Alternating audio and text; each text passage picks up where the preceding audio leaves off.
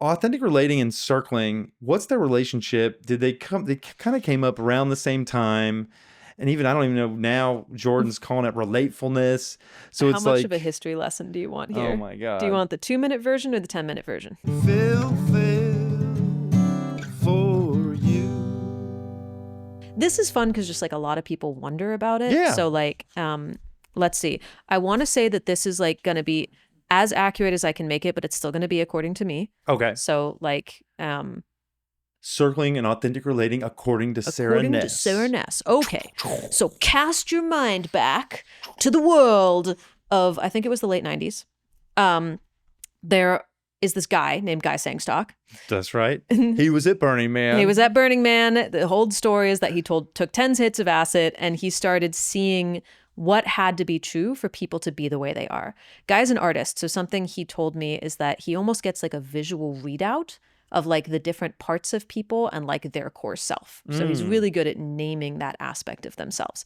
Guy is also a little bit of a savant. Like he's brilliant at this and he also can be like kind of whiffy about everything else, but he's like, it like literally is his zone of genius. Yeah. So he was part of a community in San Francisco that I think was just called The Community.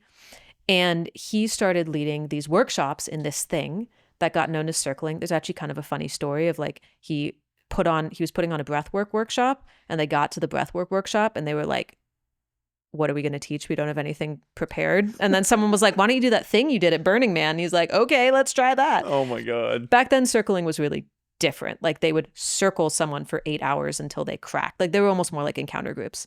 Oh my God. Yeah.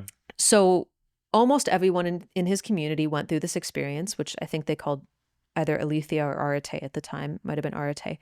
And then somewhere along that line, this guy named Decker, Kuhnov came onto the scene. Yeah. And Decker had been leading this community called Soul to Soul, also in San Francisco, which was just a community of people that were relating in this deep way. Like they would go to parties and people would be like, what are you guys on? And they were like, this is just the way we're relating with each other. Also kind of a natural expression of how Decker does, how he is in the world.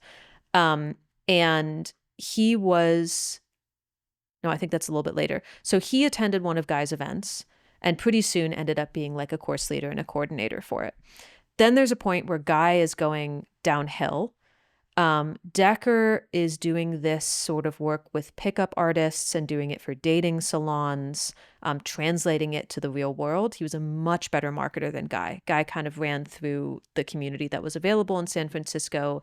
And then he was going downhill and he either gave or lent the rights to circling to Decker, which became very contentious later on. There was like a huge schism in the community between the two of them because of the like, you know, Decker went away and made it successful. Guy came back on the scene a couple years later. Did Guy have any right to it? Like, so that got really complicated. A lot of drama in a relational practice. Surprise, human beings, It's drama. one reason why I actually got so interested in teaching conflict, because I discovered that authentic relating and circling are really bad tools for it. They don't specifically speak to that. You need a different tool set. They're good for some degree of regulation, but not for dysregulation. So yeah, I learned crucial conversations. Crucial conversations. Well, it's basically MVC for business. I know. It's so good, though. MVC is like rebranded. I think Crucial Conversation is MVC for business. This is according to Philip. And then How to Speak So Kids Listen and Listen So Kids Speak is MVC for parenting. Yeah, that's great. Okay. Yeah. Back to the story. So back to the story. So anyways, Decker, so Guy kind of drops out of the picture. Decker teams up with, he goes and a guy from Boulder comes to one of his trainings for pickup artistry and men and such. This is where we get the Integral Center. So yes, so he goes back. He's the director of the Integral Institute, Robert McNaughton. And he's like, this stuff is amazing. It's basically an intersubjective integral practice.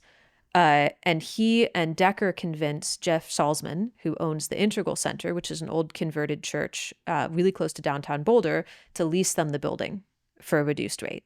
And they start leading trainings out of there. And around now, like 2012 is when I stumble across it. And I find someone that's been through the Authentic Man program, which is one of kind of the pickup artist communities, which, by the way, in terms of marketing was absolutely brilliant. They marketed to pickup artists by teaching them inner game instead of outer game. So basically how to get women through presence and integrity and curiosity. Being a and better all man. this. I found a lot of the pickup stuff, which is really, is just be a better human being. And then people are going to like better human beings. Which it wasn't back then. Back then it was very technique focused and negging and how, this was the early days of where pickup. they were using like NVC, like the hypno.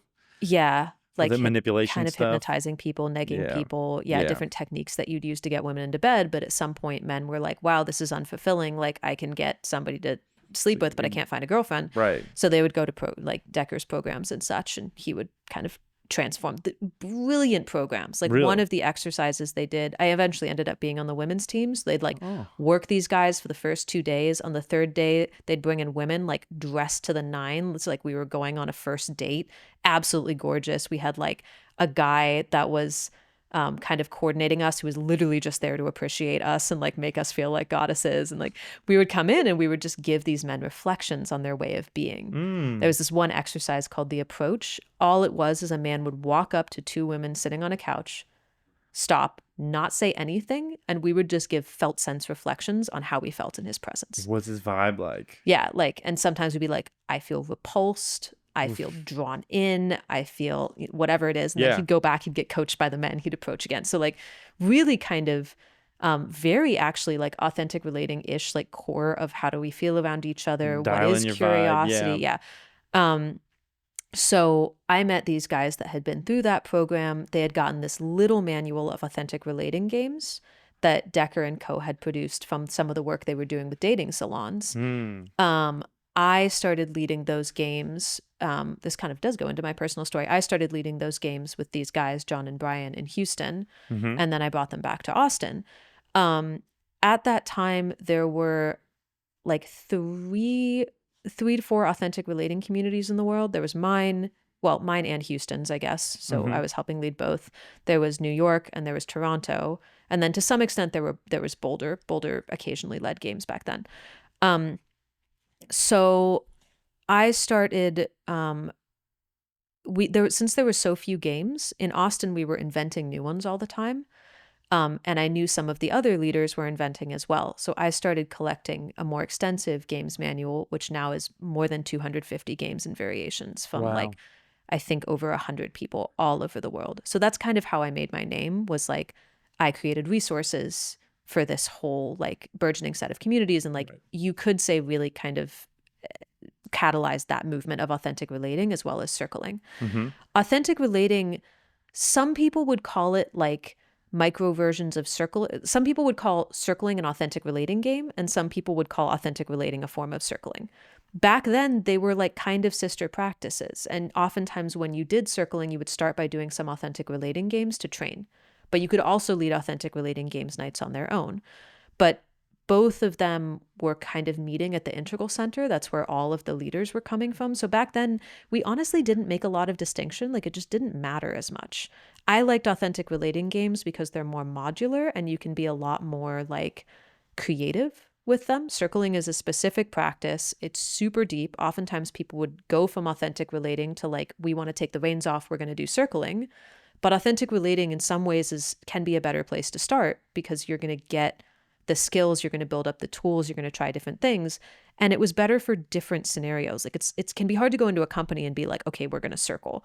But it's easier to go in and be like, okay, we're going to do like a series of authentic relating games to learn communication skills or feedback or whatever. And then you can work up to circling because that's like, let's just be in presence together and curiosity and receptiveness and awareness. Yeah.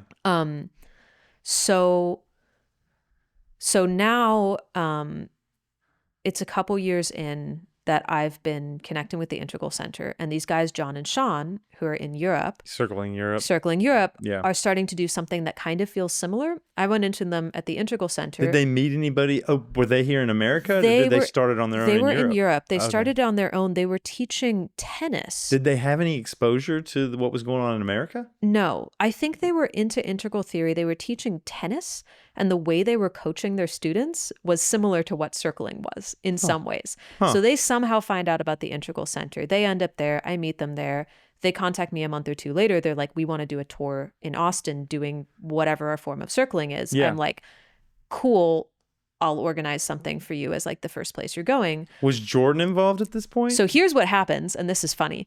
Jordan, he and I were circling together in Austin. He ran an integral group, which is how I'd met him at the time. He's a huge Ken Wilber fan. Yeah. He wrote the book, like that book. Yeah, exactly. So like I start going to his integral meetups because someone in Boulder tells me about him. He starts going to authentic relating games. Okay.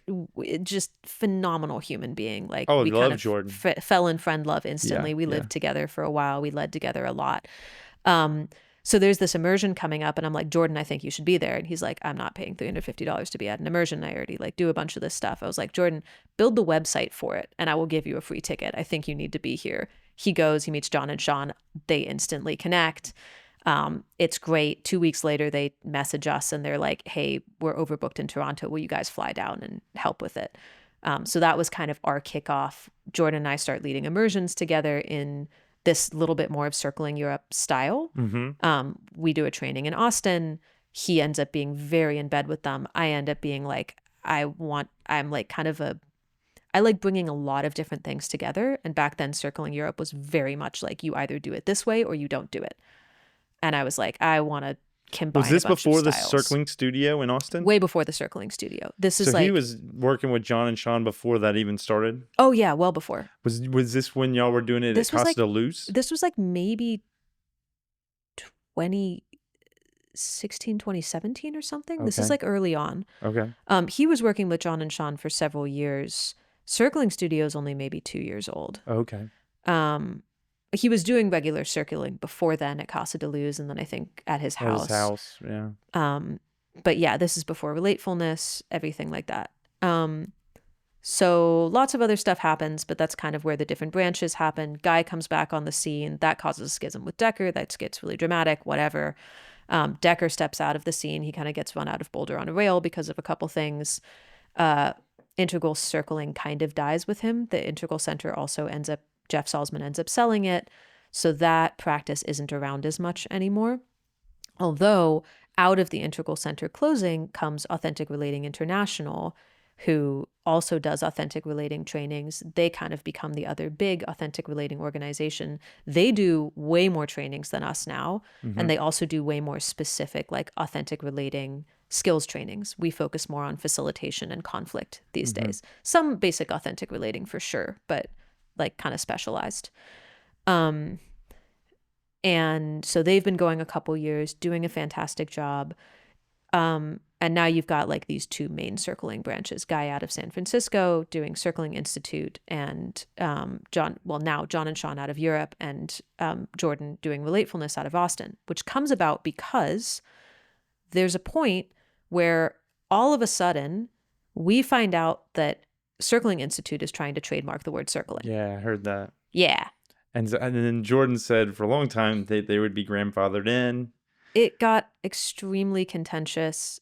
It honestly, Circling Institute, I have feelings about the way they dealt with it. That's Guy Sengstock's one in San Francisco? Yeah, right. Basically they stopped.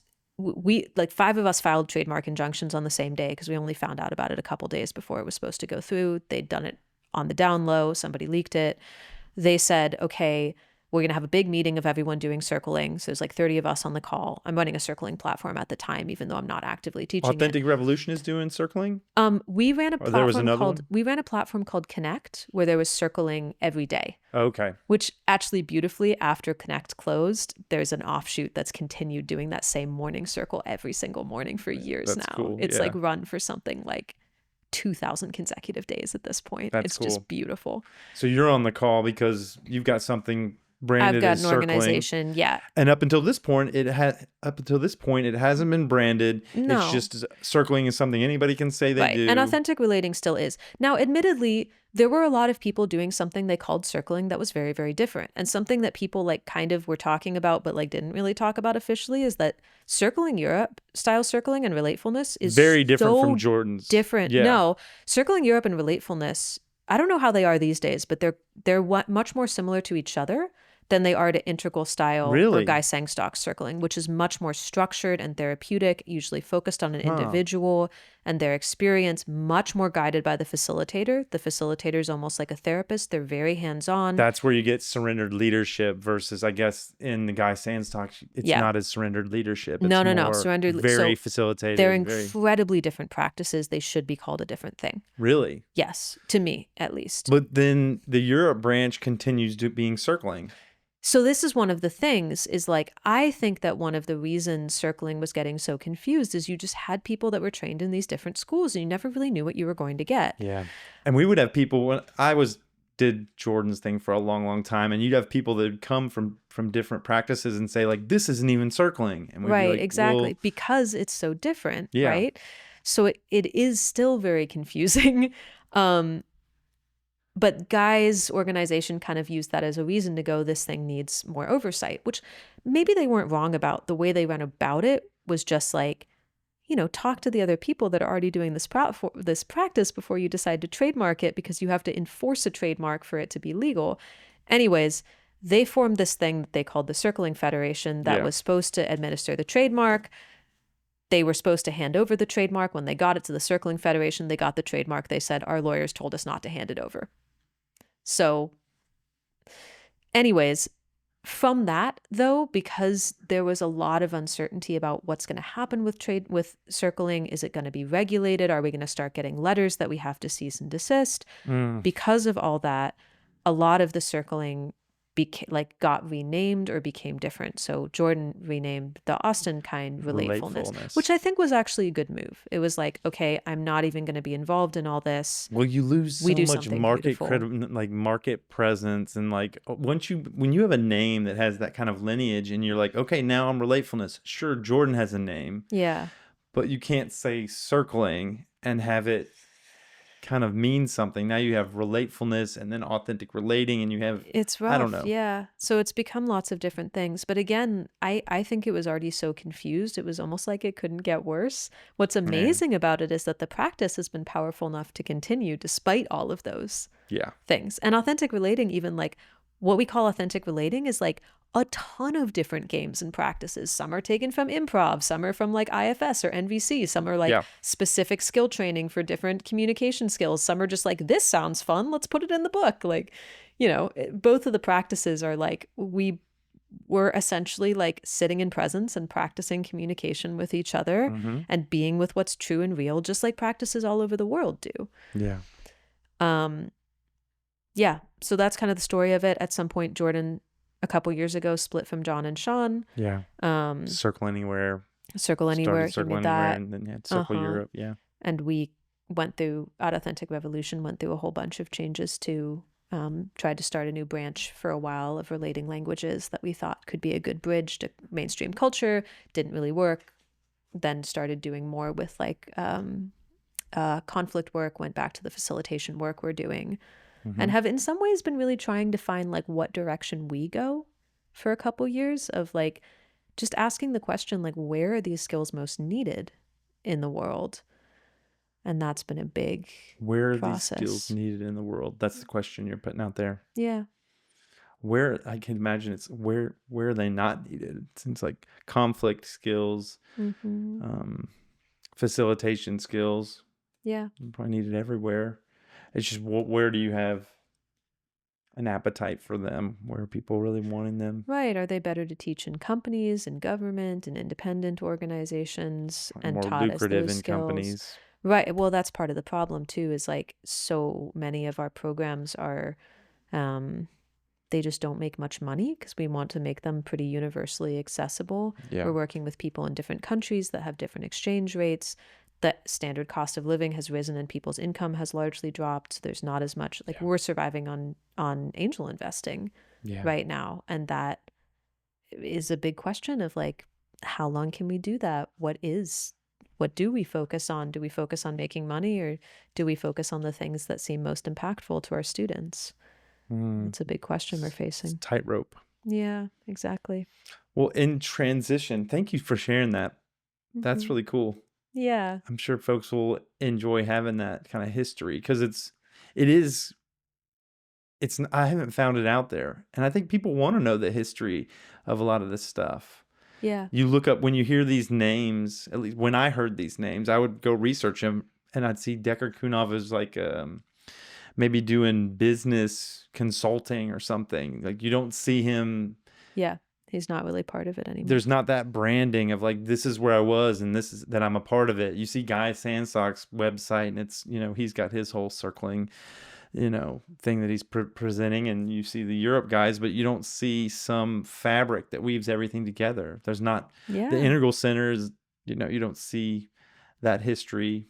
Yeah. Well, I didn't. It's gone through a lot of iterations. It's not like, it's never really been like neatly packaged, which in a way has allowed it to expand a lot more. I think there's something to be said for a bit of chaos and open sourcing, which is one reason I've never wanted to trademark authentic relating. I'm like, I would rather have some chaos over putting any like bumpers on this thing. Right. Like I consider our job at Authentic Revolution to be giving the best resources to help this movement grow, giving the best facilitation training, putting out, a couple months ago, I did this big project with a leader in Dallas and a leader in Australia, just all pro bono, to like redo the whole authentic relating and circling communities map. So now there's a map you can go to and find communities when you travel. And that was like a huge research project. And so is the games manual, but I'm like, that's what we do.